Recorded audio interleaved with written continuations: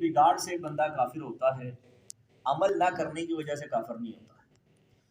تو مین چیز عقیدے ہیں، ہم اپنے عقیدوں کو سیکھیں. تو عقائد ہمارے ہم نے پڑھے بھی ہیں، بچپن نے بھی پڑھے، بچوں نے پڑھے ہیں. تو آپ حضرات جتنے بھی بیٹھے ہیں وہ اسلام کے جو بنیادی عقائد ہیں وہ ایک بندہ سنا دے. بڑا لڑکے سامنے آ جائے ذرا نہیں صحیح سمجھ میں آ جائے. سیشن ہم کیوں کروا رہے ہیں کہ آج کل اس کی ضرورت بہت زیادہ ہے. وجہ اس کی یہ ہے کہ آج کل بہت سے لوگ گمراہ ہو رہے ہیں. کیا ہو رہے ہیں؟ گمراہ کسے کہتے ہیں؟ رستہ بھول جانا، رستے سے ہٹ جانا، پٹڑی سے اتر جانا. جب رستہ ہی چھوڑ دیا تو منزل پر نہیں پہنچ سکتے. میں نے قصور جانا ہے اور میں بیٹھوں اس گاڑی پر جس کا رخ دیپال پور کی طرف ہے، قصور پہنچ جاؤں گا؟ نہیں. اور کرایہ دے دوں اسے اور آگے مجھے لے جاؤ، قصور آ جائے گا؟ اچھا گاڑی تبدیل کر لوں، اچھی گاڑی میں بیٹھ جاؤں، کرایہ بھی ڈبل دے دوں، قصور آ جائے گا؟ کیونکہ رخ غلط ہے. جب رخ ادھر ہوگا تو پھر اچھی گاڑی کیا وہ چھکڑا بھی ہو کبھی نہ کبھی پہنچ تو جائے گی، لیکن پہنچ جائے گی. تو یہ ہے اگر سیدھا ادھر جاؤں تو رستے پر ہوں، اگر ادھر جاؤں گا تو گمراہ، یعنی کہ رستہ گم کر دینا. گمراہ کا مطلب رستہ گم کر دینا. تو آج کل بہت سے لوگ گمراہی کا شکار ہیں، رستہ بھول گئے. اور وجہ کیا بنی گمراہ ہونے کی؟ اپنے عقیدوں کا علم نہیں تھا. ہمیں اپنے عقیدوں کا علم نہیں تھا. پھر جو دشمن ہمارے عقیدوں پہ حملہ کرتے ہیں ہمیں ان دشمنوں کا بھی نہیں پتہ. ان کو فتنہ کہتے ہیں. ان کو کیا کہتے ہیں؟ فتنہ. اور فتنہ ایسا ہے جو دھوکہ ہے. فتنہ دھوکہ. کیسے؟ یہ آپ نے کوئلہ دیکھا ہے؟ ہیرا کوئلے کی کان سے بنتا ہے، ٹھیک ہے؟ اور کوئلے کا رنگ کیا ہوتا ہے؟ سیاہ، بالکل سیاہ. ہیرا چمکدار ہوتا ہے، ٹھیک ہے؟ میں نے کوئلہ لیا اور کوئلے پہ میں نے گولڈن کلر چڑھایا اور ہتھیلی پہ رکھا اور میں نے پوچھا یہ کیا ہے؟ اب اس کے اندر گولڈن کلر ہے، چمک ہے، دمک ہے، سارے دیکھنے والے اسے سونا سمجھیں گے. کیا سمجھیں گے؟ سونا ہے، خالص سونا ہے. جبکہ سونا نہیں بلکہ کیا ہے؟ کوئلہ ہے. آپ کو دھوکہ دینے کے لیے میں نے وہ سونے کا کلر چپیا اسے. یہی فتنہ ہے. جو ہوتا تو کفر ہے، ہوتا تو، لیکن اس نے لبادہ ایسا اوڑا ہوا ہے، لباس ایسا پہنا ہے، حلیہ ایسا بنایا ہے، بول چال اس کی ایسی ہے، رہن سہن ایسا ہے کہ دیکھنے والا بندہ اسے مسلمان سمجھتا ہے. کیا سمجھتا ہے؟ جب مسلمان سمجھا تو اس کو اپنا بھائی بنا لیا، اس سے دوستی، اس سے یارانے، سارا کچھ ہے. لیکن حقیقت میں تھا وہ کافر. اس نے جب موقع دیکھا ہمارے ایمان پہ حملہ کیا، ہمارے عقیدوں کو خراب کیا اور وہ کیا، ہم کافر ہو گئے. یہ ہے فتنہ. تو فتنے سے بچنا بڑا مشکل ہے.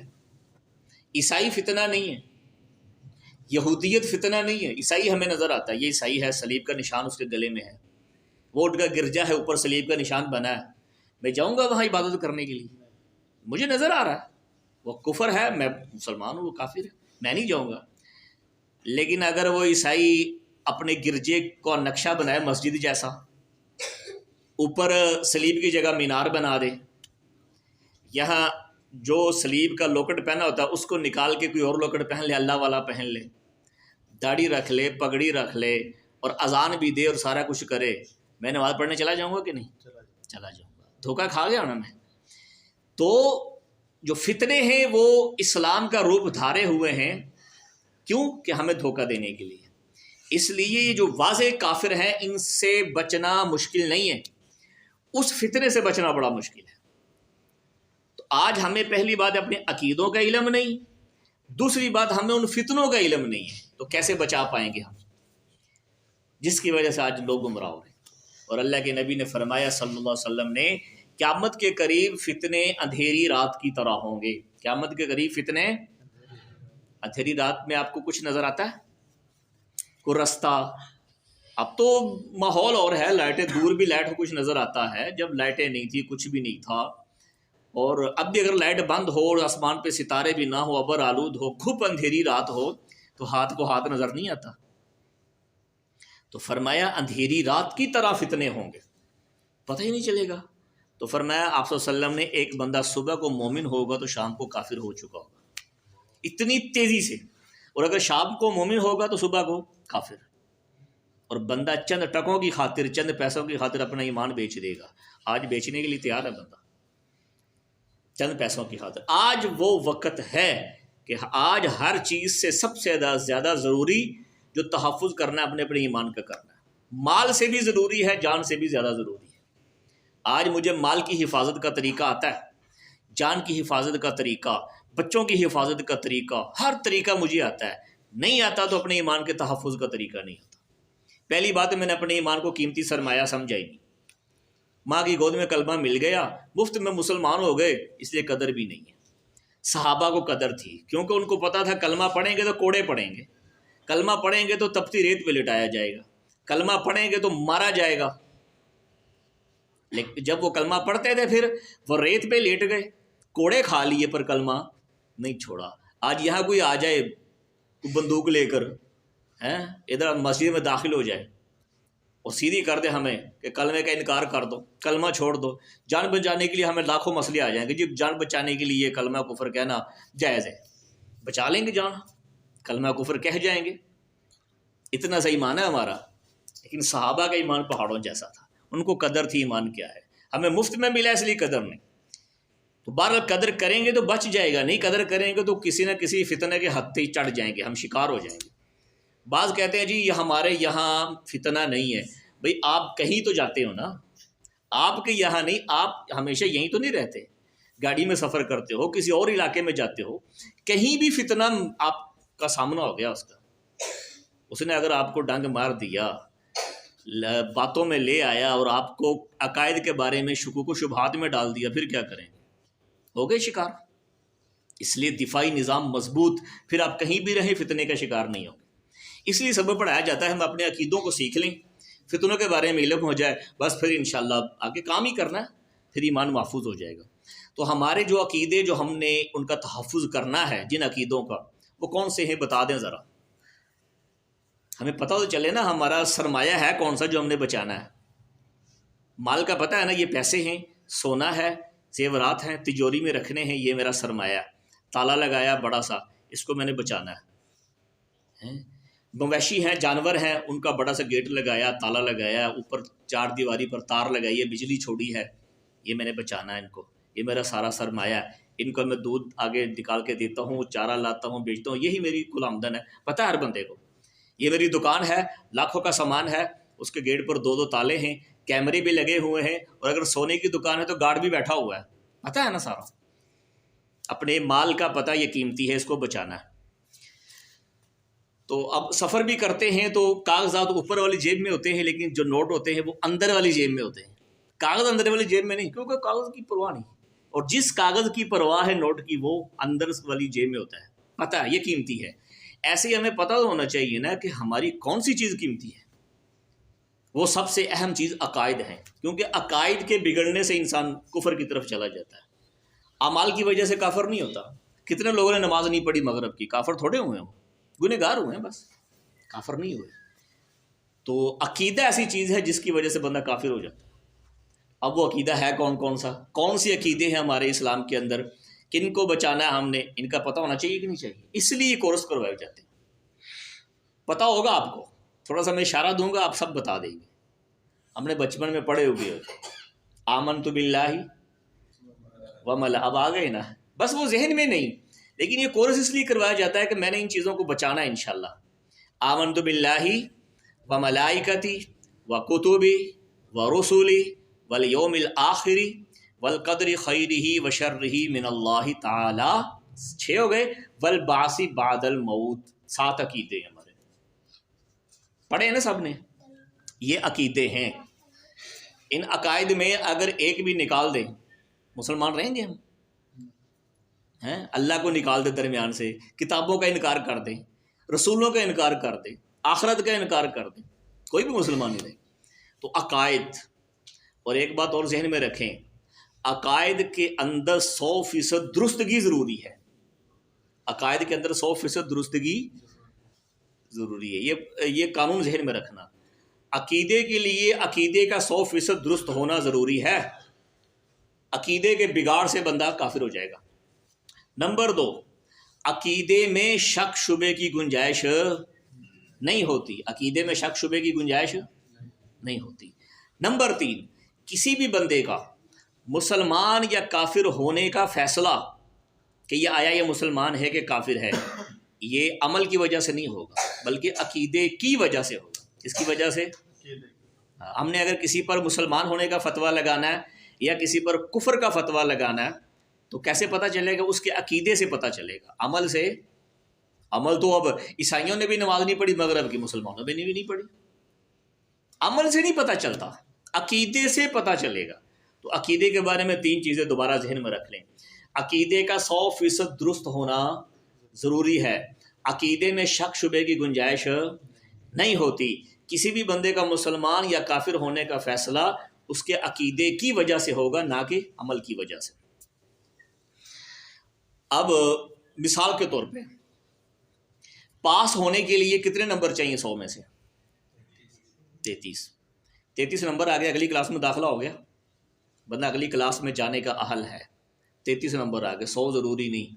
پاس ہونے کے لیے اگلی کلاس میں بندہ چلا گیا.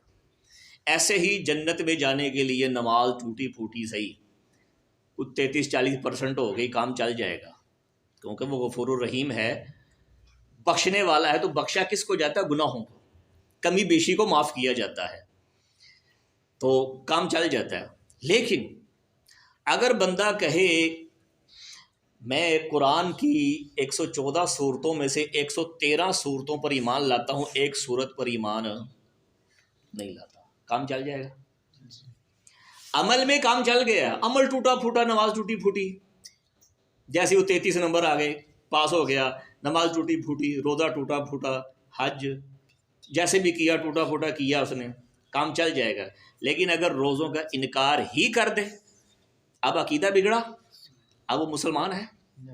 نہیں روزے رکھے، عمل میں کمی آئی ہے، گنہگار ہے، لیکن مسلمان ہے، کافر نہیں. لیکن اگر روزوں کا انکار ہی کر دے کہ میں روزوں کو فرض ہی نہیں مانتا، اب کیا ہوا؟ کافر ہو گیا. اللہ کی ذات کو میں 99% مانتا ہوں، 1% میں اللہ کی ذات کو نہیں مانتا، مسلمان کے کافر. میں نے کہا عقیدے میں نمبر کتنا چاہیے؟ 100%. میں اللہ کو 100% مانتا ہوں، اب میں مسلمان ہوں. میں اللہ کو 99% مانتا ہوں، 1% نہیں مانتا، اب میں مسلمان نہیں. تو پتہ چلا عمل میں کمی بیشی ہو جائے کام چل جائے گا، پر عقیدے میں کمی بیشی نہیں. عقیدے میں 100% درستگی چاہیے، اور عقیدے میں شک شبے کی گنجائش بھی نہیں ہوتی. اور بندے کے مسلمان یا کافر ہونے کا فیصلہ عقیدے کی وجہ سے ہوگا، نہ کہ عمل کی وجہ سے ہوگا. اب یہ ہمارے جو بنیادی عقیدے تھے وہ 7 تھے، لیکن قرآن پاک نے جن عقیدوں پر زیادہ زور دیا ہے، جن عقیدوں پر جو سب عقیدوں کی تقریباً بنیادی حیثیت ہے، وہ 3 ہے. وہ کتنے عقیدے ہیں؟ 3: توحید، رسالت اور قیامت. توحید کا مطلب کیا ہے؟ اللہ تعالیٰ کو ایک ماننا، اور اللہ کے ساتھ کسی کو بھی اس کا شریک نہ کرنا. اللہ کا شریک کوئی نہیں ہے. شریک بھلا کسے کہتے ہیں؟ حصے دار کو. آپ کھڑے ہو جائیں 1 منٹ، وہ پکڑیں، یہ پھٹی پکڑیں، ہاں ایک طرف سے پکڑیں، ایک طرف سے آپ پکڑیں.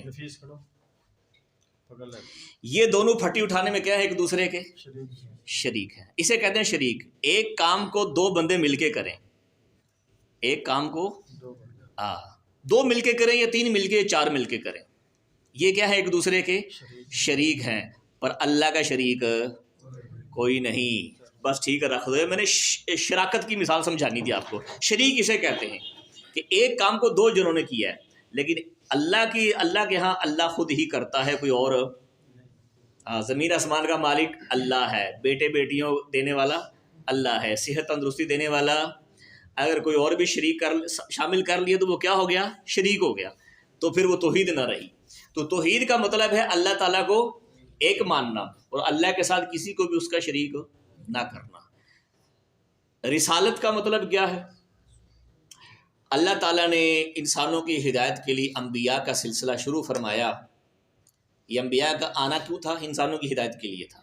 سب سے پہلے نبی، ان کا نام حضرت آدم علیہ الصلاۃ والسلام، پھر چلتے چلتے چلتے سب سے آخر میں کون تشریف لائے؟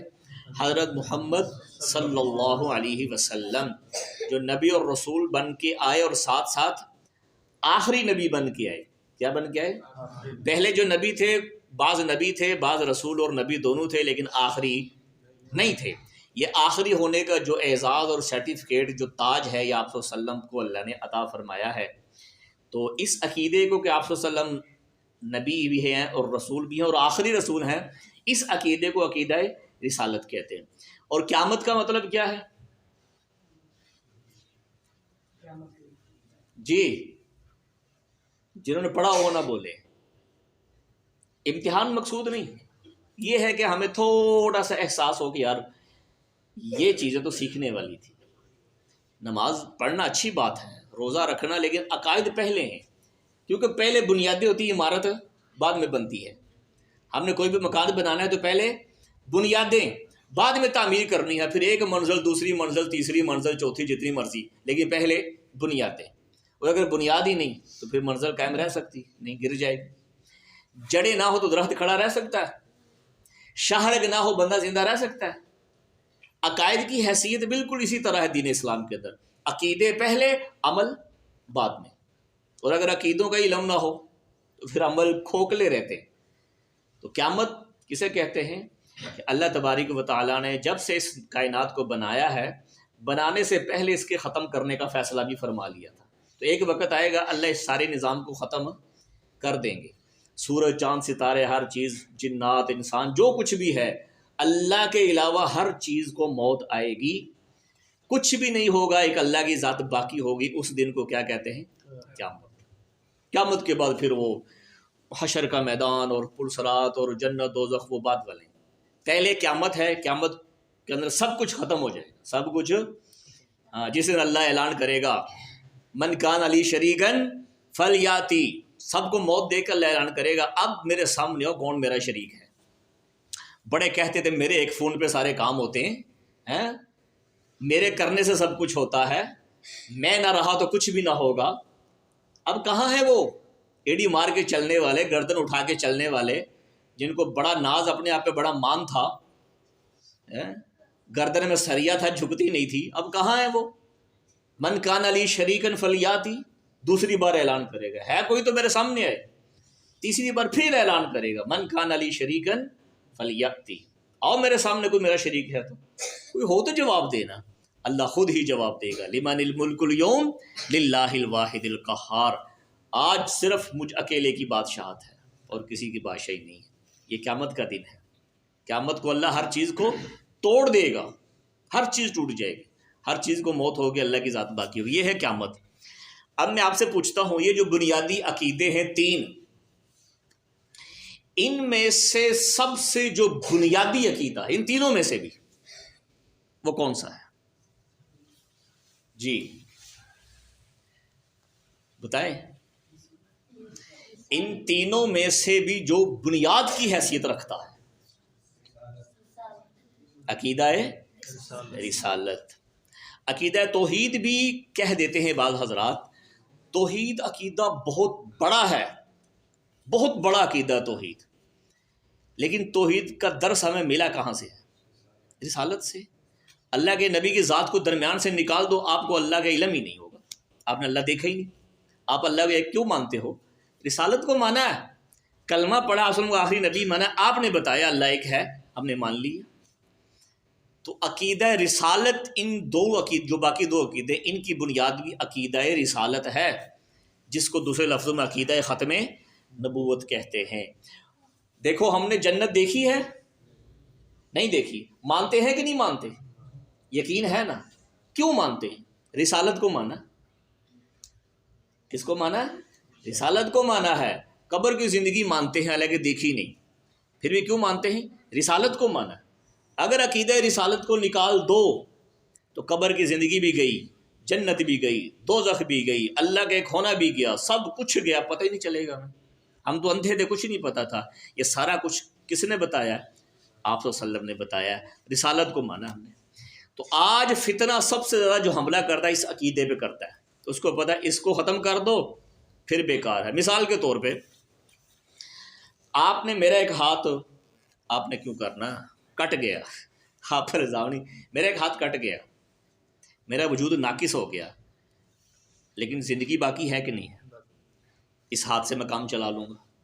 یہ کٹ گیا، زندگی باقی ہے، زبان سے کام چلا رہا ہوں، بول رہا ہوں، آنکھوں سے دیکھ رہا ہوں، کانوں سے سن رہا ہوں، زندگی باقی ہے۔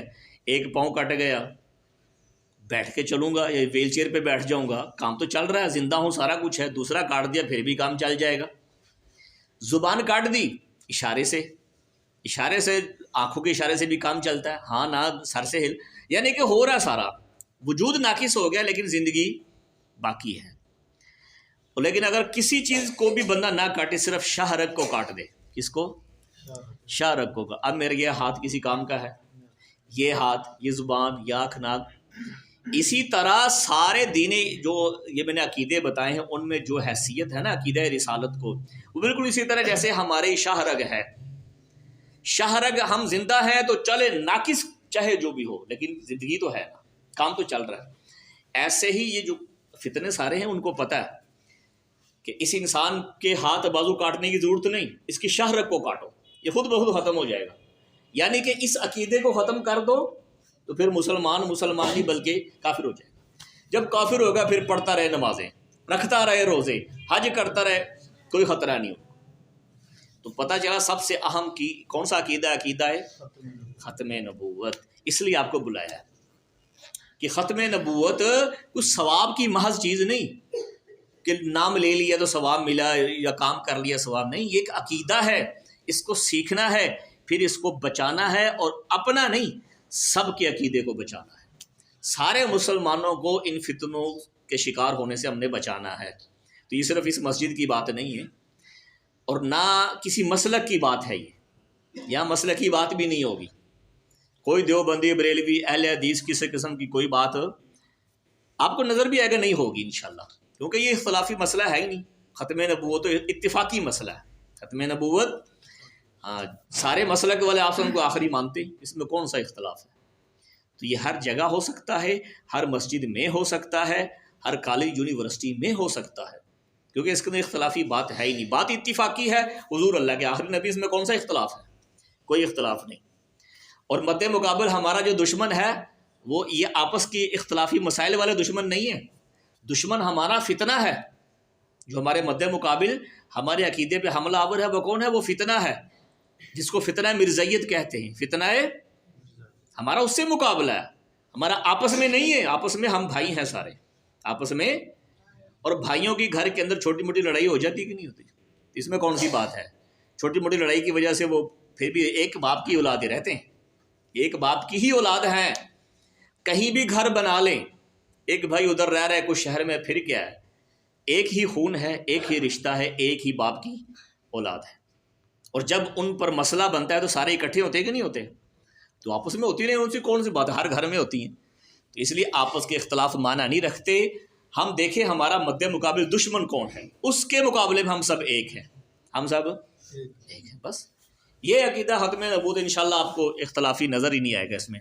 تو ختم نبوت، عقیدہ ختم نبوت، ختم نبوت کسے کہتے ہیں؟ یہ تو عقیدہ ہمیں سمجھ آ گیا نا، اس کی تعریف کیا ہے؟ کوئی پوچھ لے بھی ختم نبوت آپ نعرے لگاتے ہو، ختم نبوت پروگرام، ختم نبوت ریلی، ختم نبوت جلسہ، ختم نبوت کیا ہے؟ کسے کہتے ہیں ختم نبوت؟ جی بتائے کوئی ساتھی، ختم نبوت کسے کہتے ہیں؟ کیا مطلب ہے ختم نبوت؟ ابھی تو ہم آپس میں بیٹھے ہیں، بعض ایسے حضرات جن کو پتہ ہے، میں نے ان کو کہا وہ آپ نے نہیں بولنا، لیکن ایسے بھی ہوں گے جن کو نہیں پتہ ابھی۔ تو اگر یہ تو آپس کی بات ہے، اگر کوئی فتنہ ہی پوچھ لے ہمیں باہر، جو دشمن ہے ہمارے، بڑے ختم نبوت کے مجاہد بنے پھرتے ہو، بتاؤ ختم نبوت کا مطلب کیا ہے؟ تو کیا کہیں گے؟ کھلو یہ میں تو مولوی نے پوچھ کے آنا؟ نہیں بھی نہیں. ہر بندہ، یہ اس لیے ہم کراتے کو تاکہ ہر بندہ تیار رہے، ہر بچہ تیار رہے. کوئی پوچھے ختم نبوت کا مطلب کیا ہے تو سارے ڈنکے کی چوٹ پہ ہو، ختم نبوت کا مطلب یہ ہے حضور اللہ کے آخری نبی ہیں، آپ کے بعد کوئی نبی نہیں آئے گا. حضور اللہ کے آخری نبی ہیں، آپ کے بعد پھر کہو حضور اللہ کے. ہم کہہ سکتے ہیں عیسیٰ علیہ السلام اللہ کے آخری نبی ہیں، نوح علیہ السلام اللہ کے آخری نبی ہیں، یہ تو کہہ سکتے ہیں نوح علیہ السلام اللہ کے نبی، عیسیٰ علیہ السلام اللہ کے نبی، ابراہیم علیہ السلام بھی اللہ کے نبی، اسماعیل علیہ السلام سارے اللہ کے نبی. آخری کا لفظ ہم کہاں لگائیں گے؟ ہمارے آپ صلی اللہ علیہ وسلم اللہ کے آخری نبی ہیں، آپ کے بعد کوئی نبی نہیں آئے گا. یہ ہے ختم نبوت کی تعریف. پکی بات ہے آپ کے بعد کوئی نبی نہیں آئے گا، پکی بات ہے، دیکھ لینا. یہ سبق انشاءاللہ یہ 4 حصوں میں ہوگا، یہ ہر مہینے کے آخر میں ہوتا ہے نا، 3-4 حصوں میں مکمل ہوگا سبق. آج نہیں کریں گے مکمل، آج صرف ختم نبوت پہ بات ہوگی انشاءاللہ، تاکہ یہ اچھی طرح سمجھ آ جائے. نماز وقت پہ ہوگی. آپ نے کہا ہے حضور اللہ کے آخری نبی ہیں، آپ کے بعد کوئی نبی نہیں آئے گا. پکی بات ہے جی؟ وہ حضرات بیٹھے ہیں، پکی بات ہے جی؟ کیا آنا ہے کسی اور نے؟ ہاں جی، آپ میواتی ہیں کہ پنجابی ہیں؟ ہولی ہولی بول رہا ہوں، کہا بات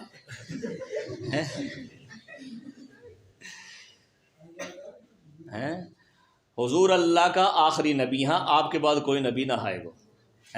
سیکھ رہا ہوں میں بھی تھوڑی تھوڑی. حضور اللہ کے آخری نبی ہیں، آپ کے بعد کوئی نبی نہیں آئے گا. پکی بات ہے. عیسیٰ علیہ السلام نے آنا ہے کہ نہیں آنا؟ ہاں جی پیچھے وہ عیسیٰ علیہ السلام نے آنا ہے کہ نہیں آنا؟ کہاں ہے اس وقت جی؟ اللہ کے پاس فوت ہو گئے؟ ہاں زندہ. ہاں یہ پتہ ہونا چاہیے، اس لیے میں پوچھ رہا ہوں، کچھ نہ کچھ تو کہیں نا، تاکہ سب کو یاد ہو جائے. ہمیں صرف یہ نہیں کہ آپ صلی اللہ علیہ وسلم کا ہی پتہ، ہمیں ہر عقیدے کا پتہ ہونا چاہیے. عیسیٰ علیہ السلام اس وقت 4تھے آسمان پہ زندہ ہے. کون سے آسمان پہ؟ 4تھے آسمان پہ زندہ ہے. قیامت کے قریب تشریف لائیں گے، قیامت کے قریب. اور تھوڑا سا میں عقیدہ بتا دوں ان کا آپ کو، موٹا موٹا سا. عیسیٰ علیہ السلام کو یہودیوں نے قتل کرنے کی کوشش کی. عیسیٰ علیہ السلام کو یہودیوں نے قتل کرنے کی کوشش کی. اور یہودی کون ہے؟ جو موسیٰ علیہ السلام کو مانتے. یہودی موسیٰ علیہ السلام کو نبی مانتے، اور عیسائی عیسیٰ علیہ السلام کو نبی مانتے، اور مسلمان آپ صلی اللہ علیہ وسلم کو آخری نبی مانتے ہیں، اور باقی سب نبیوں پر ایمان لاتے ہیں. سارے نبی برحق ہیں، کلمہ آپ صلی اللہ علیہ وسلم کا چلے گا. جیسے 5ویں کے بعد 6ٹھی کلاس، تو 6ٹھے سال میں 5ویں کی کتابیں تو نہیں پڑھی جاتی. ہاں 5ویں سال میں وہ چلتی تھی، لیکن 6ٹھے سال میں وہ ان کا وقت پورا ہو گیا. اب 6ٹھے سال کی کتابیں چلیں گی. 6ٹھے سال کی کتابوں کے اندر 5ویں کی ضرورت نہیں. جب 6ٹھے سال کی کتابیں پڑھی گئی، اب کون سے سال کی آئیں گی؟ 7ویں سال کی. اب کوئی رٹا لگائے سال نہیں جی میں تو 6ٹھی ہی پڑھوں گا، تو پھر 6ٹھی میں ہی رہے گا. اب سال 7ویں کا چل رہا ہے، اس کے بعد 8ویں کا، 9ویں کا، 10ویں کا. پہلی کا وقت ختم، زمانہ ختم، وہ ختم. اب آگے چلیں گے. آج بھی کچھ لوگ وہ پہلی کو لے کر بیٹھے ہوئے ہیں قیامت تک کے لیے. تو کام پہلے نصاب تھا موسیٰ علیہ السلام، عیسیٰ علیہ السلام کا نصاب آیا، ان کا زمانہ آیا، وقت گیا، پھر آپ صلی اللہ علیہ وسلم تشریف لائے، کتاب لے کر آئے. اب وہ نصاب چل رہا ہے. وہ ٹھیک تھا اپنے زمانے کا، اب غلط نہیں ہو گیا ہم نہیں کہتے، لیکن وہ اپنے زمانے میں تھا. اب ان کا وقت ختم ہو گیا، اب وقت قرآن کا ہے، آپ صلی اللہ علیہ وسلم کی نبوت کا ہے.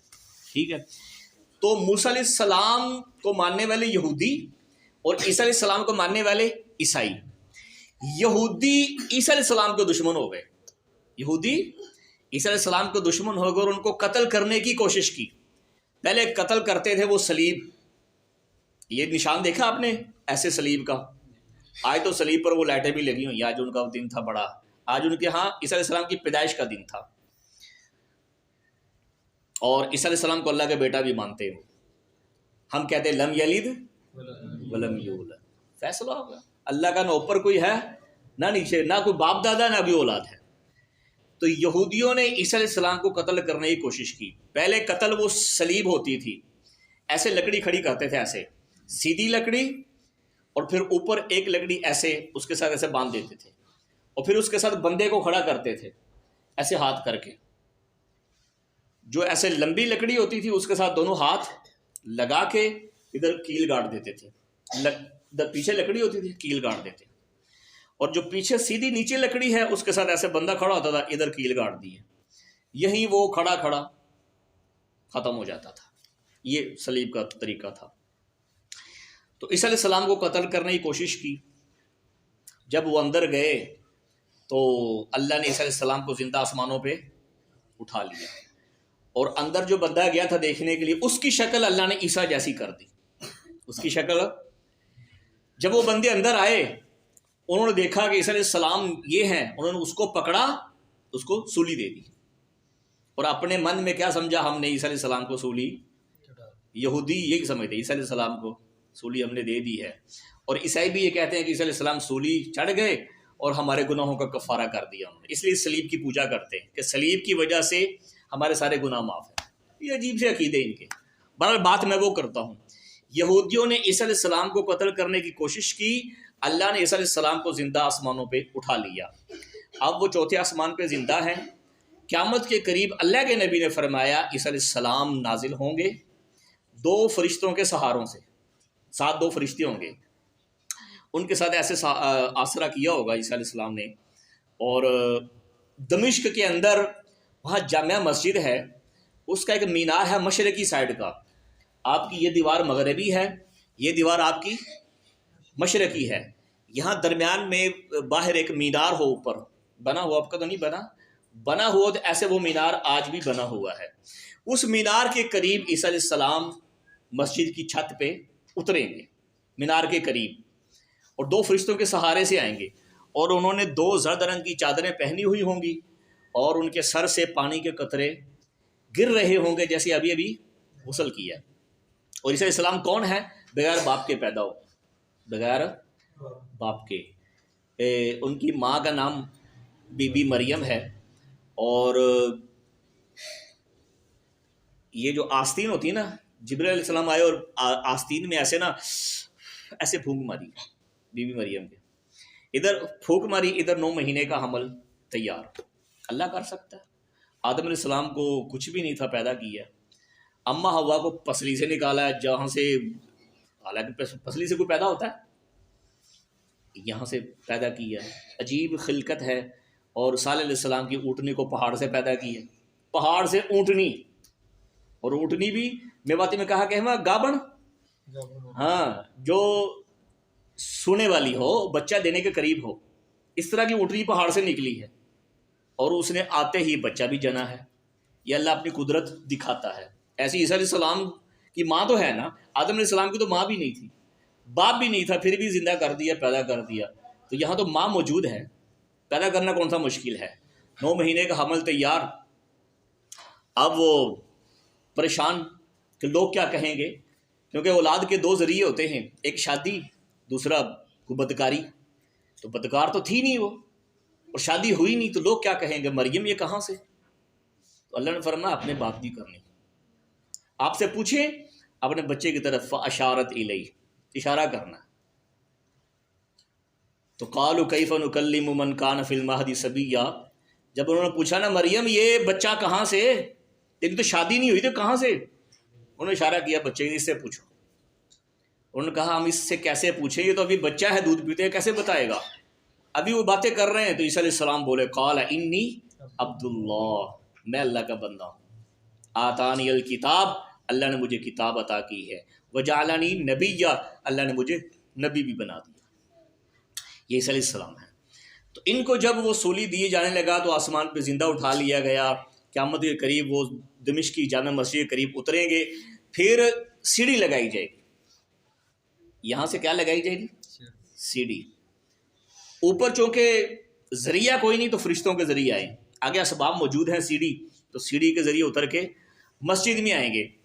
عیسیٰ علیہ السلام کے آنے سے پہلے امام مہدی علیہ رضوان کا ظہور ہو چکا ہوگا، دجال بھی پیدا ہو چکا ہوگا، اس کا فتنہ چل رہا ہوگا. اور آنے کا مقصد بھی دجال کو قتل کرنا. عیسیٰ علیہ السلام آئیں گے، فجر کی نماز کا وقت ہوگا، تکبیر کہی جا چکی ہوگی، مصلی پہ امام مہدی علیہ رضوان موجود ہوں گے، تو وہ پیچھے ہٹنے کی کوشش کریں گے کہ آپ نماز پڑھائیں، چونکہ آپ نبی ہیں. تو فرمائیں گے نہیں، میں امتی کی حیثیت سے آیا ہوں، آپ نماز پڑھائیں، میں پیچھے کھڑا ہو کر نماز پڑھوں گا. نماز فجر ادا کریں گے. اس کے بعد دجال کو مقام لد کے قریب، آج وہاں اسرائیل کا ایئرپورٹ ہے، وہاں اس کو قتل کریں گے بدبخت کو. سارے یہودیوں کو ماریں گے، حتیٰ کہ کوئی یہودی کسی دیوار یا پتھر کے پیچھے چھپا ہوا ہوگا تو وہ دیوار پتھر بتائے گا عیسیٰ علیہ السلام کو، یہ میرے پیچھے چھپا، اسے پکڑو. ان بدبختوں کو تو پتھر یہودی بھی پناہ نہیں دیں گے، وہ درخت میں سب کو قتل کر دیں گے، خنزیر کو قتل کر دیں گے، صلیب کو توڑ دیں گے، پوری دنیا میں امن ہو جائے گا. پھر اس کے بعد وہ عیسیٰ علیہ السلام شادی کریں گے. کیا کریں گے؟ شادی کریں گے، ان کی اولاد بھی ہوگی، حج بھی کریں گے، عمرہ بھی کریں گے. 45 سال زندہ رہ کر پھر ان کی وفات ہوگی. اور اس وقت آپ صلی اللہ علیہ وسلم کا جو روزہ ہے نا، گنبد خضرا، اس کے اندر 3 قبریں ہیں. کتنی؟ ایک آپ صلی اللہ علیہ وسلم کی ہے، 2 آپ کے ساتھی ابو بکر و عمر رضی اللہ تعالیٰ عنہما، 2 ان کی قبریں. چوتھی قبر کی جگہ خالی ہے. چوتھی قبر کی جگہ کیوں خالی ہے؟ اللہ کے نبی نے پیشین گوئی فرمائی تھی کہ عیسیٰ علیہ السلام جب آئیں گے، جب ان کی وفات ہوگی تو یہاں چوتھی قبر میرے بھائی عیسیٰ کی بنے گی. یہ عیسیٰ علیہ السلام کا عقیدہ ہے. ہمیں علم ہونا چاہیے کہ نہیں ہونا چاہیے اس کا؟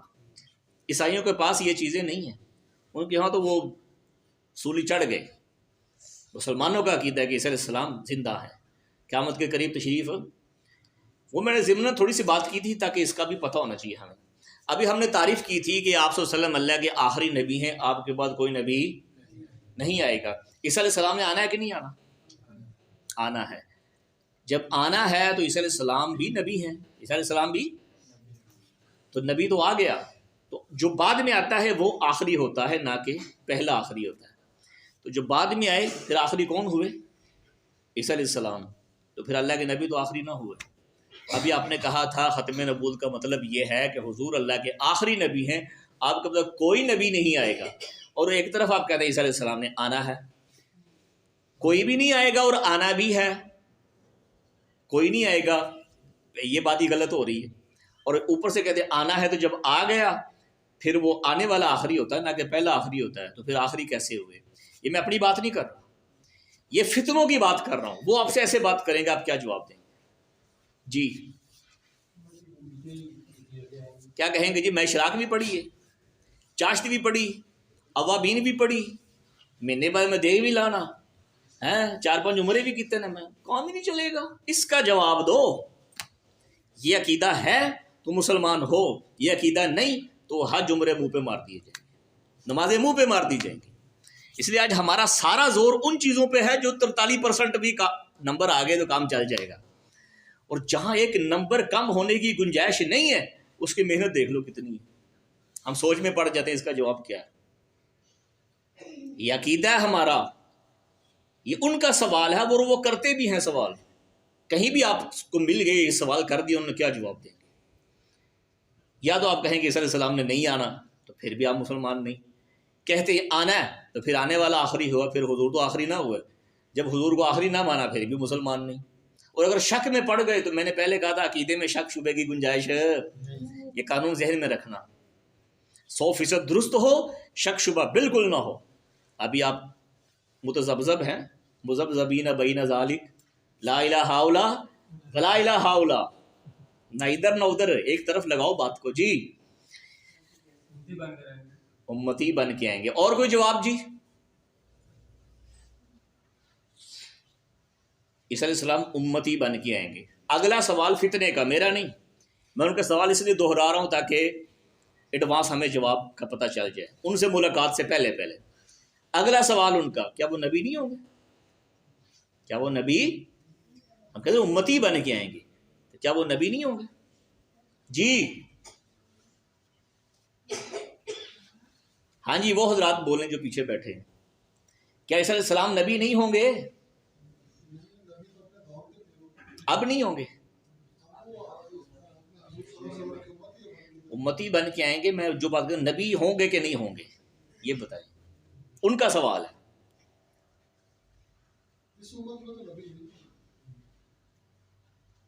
نہیں، وہ سوال یہ کرتے ہیں کہ جب وہ امتی ہوں گے اس وقت نبی ہوں گے کہ نہیں ہوں گے؟ نہیں ہوں گے جی، ہاں جی، یہ سارے جواب آپ کے ذہن کے ہیں، آپ کے ذہنی ہیں، علمی نہیں ہے، اس لیے آپ کو بلایا ہے۔ کوئی اختلافی بات نہیں ہوگی انشاءاللہ، لیکن آپ محسوس کریں گے یہ سبق ہم نے پہلے، اس سے کہیں پہلے پڑھ لینا چاہیے تھا ہمیں، اور یہ سبق ہمیں نہیں ہمارے بچے کو یاد ہونا چاہیے تھا۔ آپ مجھے یہ بتائیں، اگر نبی نہیں ہوں گے تو یہ تو زیادتی ہے ویسے عیسیٰ علیہ السلام پر، 1,24,000 کی گنتی ہے کم و بیش، ایک کی نبوت کو نکال دیا تو گنتی بھی کم ہو گئی ہے۔ دوسرا، اللہ کسی کو عہدہ دے کے واپس لے لے، یہ بھی عجیب بات ہے۔ اللہ نے ان کو عہدہ دیا ہے پھر واپس لے لیا، یہ بھی نہیں ہو سکتا۔ اب کیا کریں گے؟ نبی نہیں مانتے تو زیادتی ہے، غلط بات ہے، اور اگر نبی مانتے ہیں تو نبی آ گیا نا پھر بعد میں، تو پھر حضور آخری کیسے ہوگا؟ پھنستا ہے نا بندہ۔ آپ سے اس لیے بار بار سوال کر رہا ہوں تاکہ ان سے پہلے ہم اپنا مسئلہ خود حل کر لیں، تاکہ ان کو جو بھی سوال کریں ہم جواب دیں۔ پہلا ہے کہ ہم نے کہا آنا، وہ جی آ گئے نا، ہم کہیں کہ امتی بن کے آنا، پھر وہ سوال کرتے وہ نبی ہوں گے کہ نہیں ہوں گے؟ ہم جواب کیا دیں گے؟ نبی ہوں گے، نبی۔ پھر آگے پتہ کیا کہتے ہیں؟ یہ کیسے ہو سکتا ہے؟ ایک بندہ ہے وہ امتی بھی ہو نبی بھی ہو، یہ کیسے ہو سکتا ہے؟ حالانکہ نبی اور ہوتا ہے، امتی ہوتا ہے۔ اب ایک بندہ ہے وہ نبی بھی ہے، وہ امتی بھی ہے، یہ ان کا سوال ہے۔ یہاں آ کر عجیب سا بندہ کشمکش میں پڑ جاتا، اب کیا جواب دیں؟ اب آپ مجھے بتائیں سبق ضروری ہے کہ نہیں ہے؟ صرف آپ کے لیے ضروری ہے یا باقی مسلمانوں کے لیے بھی ضروری ہے؟ اوابین سے کہیں زیادہ ضروری ہے، اشراق چاشت سے کہیں زیادہ ضروری ہے، کیونکہ ان کی پوچھ نہیں ہے۔ عقیدہ تو قبر میں بھی عقیدہ چلے گا، ہر جگہ عقیدہ ہی چل رہا ہے۔ من ربو کا پہلے رب کے بارے میں پوچھو، عقیدہ پہلے ہے، وہ باقی ہو جب عقائد ہو جائیں گے من نبیوں کا ما دینوں کا، اس کے بعد دیکھو نماز ہے کہ نہیں ہے، ڈائریکٹ نماز کا پوچھ نہیں ہونا۔ قبر میں پہلے عقیدے کا سوال ہے، ہمارا سارا دور نمازوں پہ ہے، نفلی عبادات پہ ہے، عقائد پہ زور پہلے، عقائد بنیاد مضبوط ہوگی پھر عمل کے اندر بھی جان آئے گی۔ ہاں جی، وہ کہتے ہیں کہ ایک بندہ امتی بھی نبی بھی، یہ کیسے ہو سکتا ہے؟ ایک بندے کی دو حیثیتیں کیسے ہو سکتی ہیں؟ تسی کھڑے ہو ذرا، ہاں، یہ شادی شدہ ہیں ماشاءاللہ، کیا ہے؟ شادی شدہ ہیں، بچے بھی ہیں ماشاءاللہ، ہیں۔ وہ کیا کہتے ہیں؟ ایک بندے کی دو حیثیتیں کیسے ہو سکتی ہیں؟ امتی بھی ہو نبی بھی ہو۔ ہم ان کو جواب دیں گے تم دو کی بات کرتے ہو، ایک بندے کی کئی حیثیتیں ہو سکتی ہیں۔ آپ اپنے والدین کے کیا ہیں؟ بیٹے۔ آپ اپنے بیٹوں کے کیا ہیں؟ بیٹا اور باپ آپس میں ضد ہیں کہ نہیں ایک دوسرے کے؟ ایک بندہ آپ دونوں چیزیں بنا ہوا ہے، ایک وقت بنا ہے۔ اس وقت یہ باپ بھی ہیں بیٹے بھی ہیں۔ اپنی بہنوں کے کیا ہیں؟ بھائی بھی ہیں۔ اپنی اہلیہ کے کیا ہیں؟ خامد بھی ہیں۔ کتنی حیثیتیں ہو گئی؟ وہ دو کی بات کر رہے ہیں، کیوں جی؟ بیٹھ جائیں جو۔ لیکن یہ پڑھیں گے سبق تو پھر پتہ چلے گا آپ کو ان کی کون سی بات کا کیا جواب دینا۔ وہ کہتے ہیں ایک بندہ دو حیثیتیں، ہم نے کہا چار ہو سکتی ہیں۔ اب ایک ہی بندہ تھا اسی وقت، یہ نہیں کہ 1 سال کے بعد، اسی وقت بیک وقت باپ بھی ہیں، بیٹے بھی ہیں، بھائی بھی ہیں، شوہر بھی ہیں۔ ایک اور مثال، کسی ملک کا وزیر اعظم ادھر آ جاتا ہے دورے پر، ترکی کا آ گیا، سعودیہ کا آ گیا، ادھر وہ مہمان بن کے آتا ہے۔ کیا بن کے آتا ہے؟ جب وہ مہمان بن کے آیا ہے، کیا اس کے پاس وہ اس کی اپنے ملک کی صدارت والا عہدہ موجود ہے کہ نہیں ہے؟ کہ وہ ختم ہو گیا ہے؟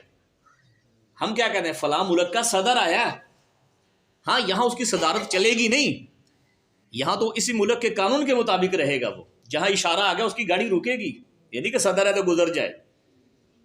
اسی ملک کے ٹائم کے مطابق نماز پڑھنی پڑے گی، یہ نہیں کہ وہاں سعودیہ اور یہاں کا 2 گھنٹے کا فرق ہے، یہاں فجر کے ٹائم پہ نہیں جی میں وہاں کے ٹائم پہ پڑھوں گا، یہ نہیں، اسی ملک کے قانون پہ عمل کرنا پڑے گا۔ اور عہدہ موجود ہے ان کے پاس، عہدہ۔ میں آپ کے پاس آیا ہوں، میں اپنی مسجد کے امام ہوں، آپ کے پاس مہمان بن کے آیا ہوں، اس وقت میں اپنی مسجد کے امام ہوں کہ نہیں ہوں؟ کہ وہ عہدہ ختم چھین لیا گیا؟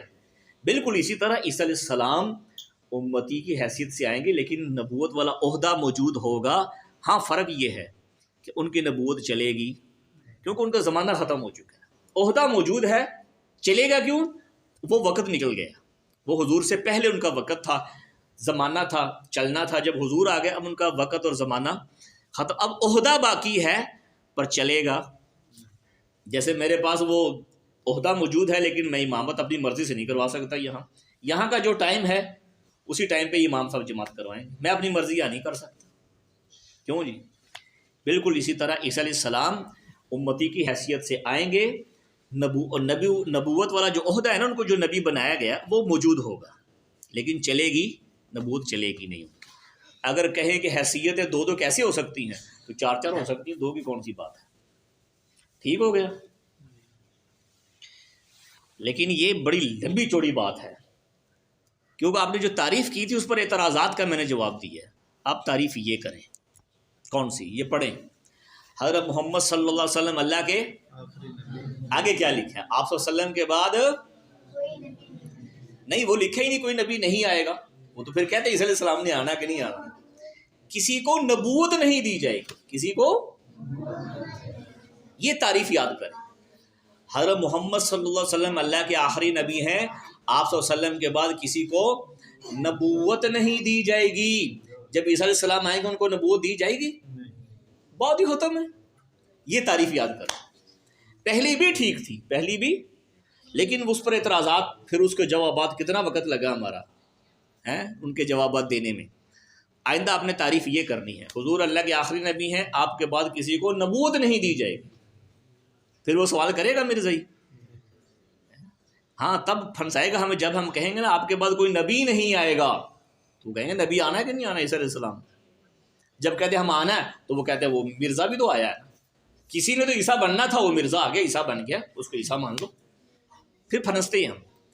تو آج کے بعد تعریف یہ کرنی ہے، آپ کے بعد کسی کو نبوت نہیں دی جائے گی، یا یہ کہ آپ کے بعد کوئی نبی پیدا، عیسیٰ علیہ السلام پیدا ہوں گے، وہ تو حضور سے پہلے پیدا ہوں گے، آپ کے بعد کوئی نبی پیدا نہیں ہوگا۔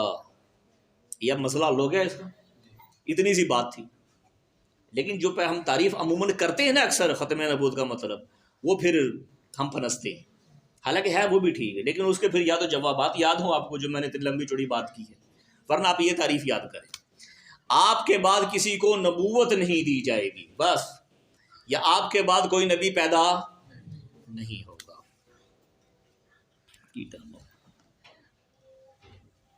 جی 7 بجے ٹھیک ہوگا۔ پھر یہ جو عقیدہ ہے ابھی ہم نے سیکھا ہے ختم نبوت، یہ اہم کتنا ہے، اس کے بارے میں فرمایا ابن نجیم رحمۃ اللہ علیہ نے کہ اگر کوئی شخص یہ نہیں جانتا، اگر کوئی شخص یہ جانتے ہی نہیں کہ حضور اللہ کے آخری نبی ہیں، تو فرمایا وہ مسلمان ہی نہیں۔ اور کتنے لوگوں کو نہیں پتا پا ہے، یہ پوچھ کے دیکھ لو یہ باتیں جو بھی کی تھی، وہ جی سانو کی پتا، اسی تو دیہڑی دار بندے ہیں، سویرے دکان کھولی شام کو بند کر دی تھی، سانو کی پتا۔ کیا کلمہ نہیں پڑھا؟ کیا مرنا نہیں ہے؟ کیا حضور کا سامنا نہیں کرنا؟ کیا اس سے عقائد پوچھے نہیں جائیں گے قبر میں؟ کس نے سیکھنا ہے؟ آج معذرت کے ساتھ ہمارے والدین کی کوشش یہی ہے ہمارا بچہ وہ انجینئر بن جائے، ڈاکٹر بن جائے، فلاسفر بن جائے، کبھی کسی نے کوشش نہیں کی کہ ہمارا بچہ صحیح معنوں میں مسلمان بن جائے۔ آج سکول و کالج ڈاکٹر بنا رہے ہیں، انجینئر بنا رہے ہیں، فلاسفر بنا رہے ہیں، پتہ نہیں کیا کیا بنا رہے ہیں، پر مسلمان نہیں بنا رہے۔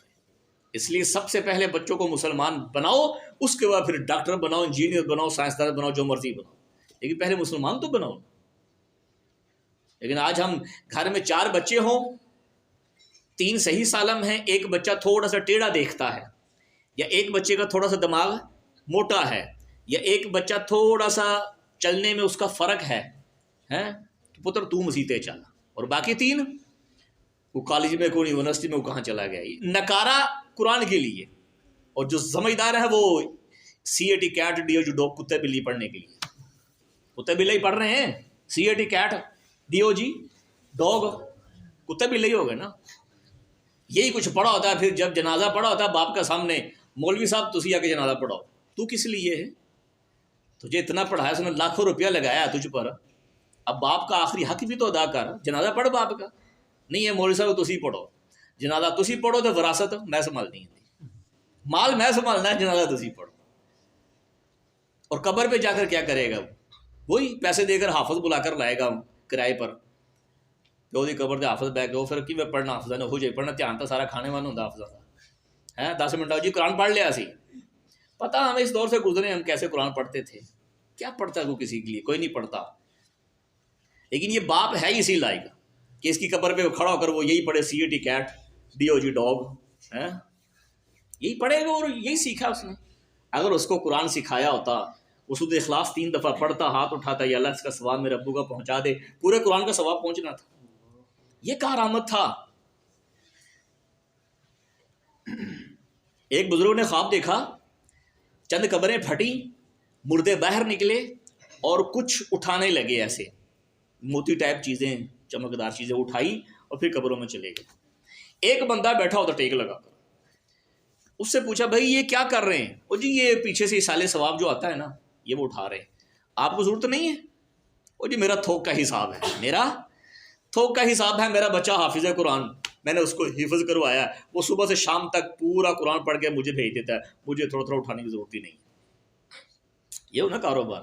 फिर किसी वक्त ख्वाब देखा तो अब कब्रें फटी तो जैसे सारे लोग उठा रहे थे, अब ये भी उठा रहा है थोड़ा थोड़ा। भाई तेरा तो थोक का हिसाब था, अब तू भी उठा रहा है। उसने कहा जी वो हिसाब बंद हो गया है। तो थोक का हिसाब क्या हुआ? मेरा बेटा फौत हो गया, अब पीछे पढ़ने वाला कोई नहीं है, अब कहीं से आ जाता है तो उठा लेते। तेरे बेटे का नाम क्या है? ये नाम है। कहाँ है जी? फलां बाजार में।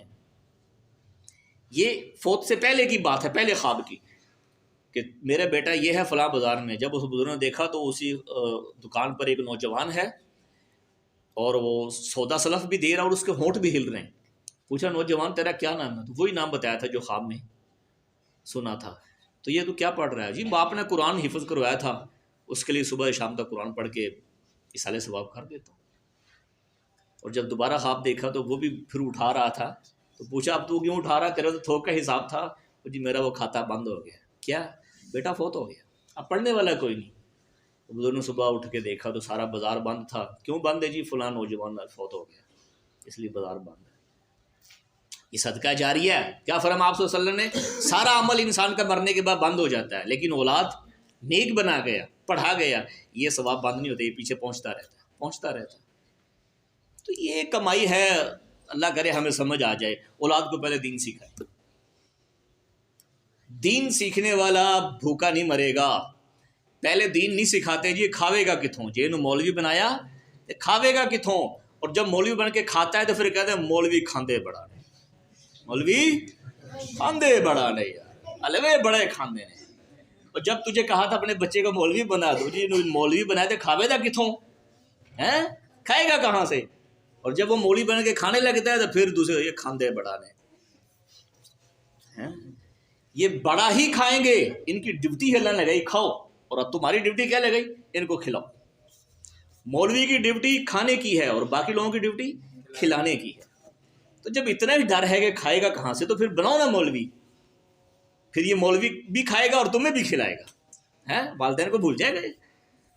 और यकीन जानो मौलवी आज तक कहीं मौलवी ने एहतजाज किया हो सड़कों पर, साड़ी तनख्वाह बताओ, हैं डॉक्टर ही नज़र आता है। मैं जो भाई भाई तुम बना रहे, मैं पुत्रों डॉक्टर बनाना है, उनकी तनख्वाह पूरी नहीं होती। तनख्वाह पूरी है, बरकत निकल चुकी है, 50,000 में पूरा नहीं हो रहा, लाख रुपये तनख्वाह पूरा नहीं हो रहा, वो फिर कहता 1.5 लाख करो। यानी कि कसरत ही मांग रहा है, अब भी बरकत अब भी मतलूब नहीं है।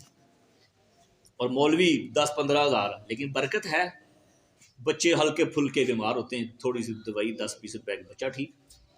और जिनकी लाखों तनख्वाह है, उनके तकिए के पास इतने शापर पड़े हैं दवाइयों के, ये ब्लड की है, ये शुगर की है, ये खाना हजम करने की है, ये नींद की गोलियाँ, इसी में ज़िंदगी गुजारते हैं। बड़ा शौक है डॉक्टर बनने हैं, लाखों रुपया, गाड़ियाँ, सारा कुछ है, डॉक्टर ने खाना बंद कर दिया, वो तरस चुके हैं खाना खाने को। क्या है जी, صرف ہر چیز کا وہ پانی بنا کے نالی کے ذریعے اندر پہنچانا نہیں. مولوی بناؤ وہ اپنا دین بھی بچائے گا اور دنیا تو ویسے اس کے قدموں میں ڈھیر لگی ہوگی اور دین بچا لے گا اپنا. اور دنیا دار دنیا کے پیچھے بھوکا بھی مرے گا, حاصل بھی نہیں ہوگی, اور دین تو گیا ہی گیا. مرنے کے بعد یہ بالکل خالی ہے. اس لیے بچوں کو دیندار بناؤ. تو اگر کوئی یہ جانتے ہی نہیں کہ حضور اللہ کے آخری نبی, تو فرمایا وہ بندہ مسلمان ہے. یہ عقیدہ اتنا ضروری ہے, عقیدہ ختم نبوت. پھر امام حنیفہ رحمۃ اللہ علیہ نے فرمایا جو شخص نبوت کے جھوٹے دعوے دار سے نبوت کی کوئی علامت مانگے, نشانی, مثلا ایک بندہ کہتا ہے جی میں نبی ہوں, دوسرا کہتا ہے تیرے کو کی ثبوت ہے, تیرے کو ثبوت وحال, کوئی نشانی وحال, تو فرمایا نشانی مانگنے والا کافر ہو جائے گا. جس نے دعویٰ کیا نبوت کا وہ تو کافر ہے ہی ہے, جو اس سے ثبوت مانگ رہا ہے وہ بھی کافر ہو جائے گا. آپ بتائیں وہ کافر کیوں ہو رہا ہے؟ اس کو حضور کے آخری نبی ہونے میں شک پیدا ہو چکا, تبھی تو اسے دلیل مانگتا ہے. ایک میں کھڑا ہو, آپ کھڑے ہو جائیں. آپ کے ابو کا کیا نام ہے؟ آپ بیٹھ جائیں. آپ کے ابو کا کیا نام ہے؟ اقبال. اگر میں کہوں کہ اقبال آپ کا ابو نہیں, میں آپ کا ابو, آپ مجھ سے پوچھیں کوئی ثبوت دیو, کیوں ثبوت مانگنا بنتا ہے اس کو؟ کسی کا باپ ہے یا دنیا سے چلا گیا, کوئی اور اسے کہے جی میں تیرا باپ ہوں, وہ آگے سے کہے نہیں تو میرا پیو نہیں ہوتا, میں تیرا پیو ہوں. اچھا کوئی ثبوت دے, کیوں جی؟ یقینی بات میں ثبوت مانگا جاتا ہے. اس کو پتا ہے میرا باپ فلاں ہے اور میرا باپ ہے ہی نہیں, ثبوت کیوں مانگوں میں؟ اگر ثبوت مانگتا ہوں تو پھر میرے باپ کے باپ ہونے میں شک ہے مجھے, یا مجھے پتہ ہی نہیں میں کس کی اولاد ہوں, پھر یہ ثبوت مانگ رہا ہوں میں. تو ایسے ہی ہمیں تو یقین ہے حضور ہمارے آخری نبی ہیں, اگر پھر بھی میں کسی اور سے دلیل مانگتا ہوں تو پھر کیا فرمایا وہ حنیفہ نے, پھر تو مسلمان نہیں ہے, پھر تو کون ہے؟ کافر ہے. جیسے دوسرے باپ سے ثبوت مانگے تو پھر وہ حلالی نہیں بلکہ حرامی شمار ہوتا ہے. ایسے ہی جو نبی کو آخری نبی مان کے کسی اور کا پتہ چلا وہ نبوت کا دعویٰ کرتا ہے اور اسے ثبوت مانگتا پھرتا ہے, کیا تجھے شک ہے حضور کے آخری ہونے میں؟ اسے ثبوت مانگتا پھرتا ہے. اس لیے فرمایا یہ ثبوت مانگنے والا کافر ہو جائے. یہ فتویٰ. تو آپ بتاؤ کتنا اہم عقیدہ ہے یہ حضور آخری نبی. تو ہم آج تقریباً آج ہی سیکھ رہے ہیں. اس لیے خدا را اپنی باقی مساجد میں بھی, اپنے اسکولوں کالج میں, بیٹھکوں میں, یا اپنے شعبے میں ڈاکٹروں میں یہ کروا دے کورس. 1.5 گھنٹہ نہ صحیح کہیں بیٹھک میں جمع ہو جائیں, 1 گھنٹے کا کروا دیں, ماسٹروں میں کروا دیں, ذمہ داروں میں کروا دیں. تاجر حضرات جتنے تاجر ہیں ایک دن اکٹھے ہو جائیں, فلاں بڑی دکان میں آج سارے تاجر آ جائیں, جتنے دکاندار ہیں, یا ختم نبوت کورس ہوگا, آدھے گھنٹے میں ہو جائے گا انشاءاللہ. پتہ تو چلے ان کو موٹی موٹی بات کا. ہم مرزے کی بات ہی نہیں کرتے, چلو وہ تو علیحدہ موضوع ہے, اپنا عقیدہ تو ہم سیکھیں. پھر جب دوسرا موقع ملے گا پھر مرزے کی بات ہو جائے گی. مرزے کے عقائد کیا کیا ہیں, اس نے ہمارے نبی کی کیا کیا گستاخیاں کی ہیں, ان کا حکم کیا ہے, وہ پھر علیحدہ ہو جائے گا. ہو سکتا ہے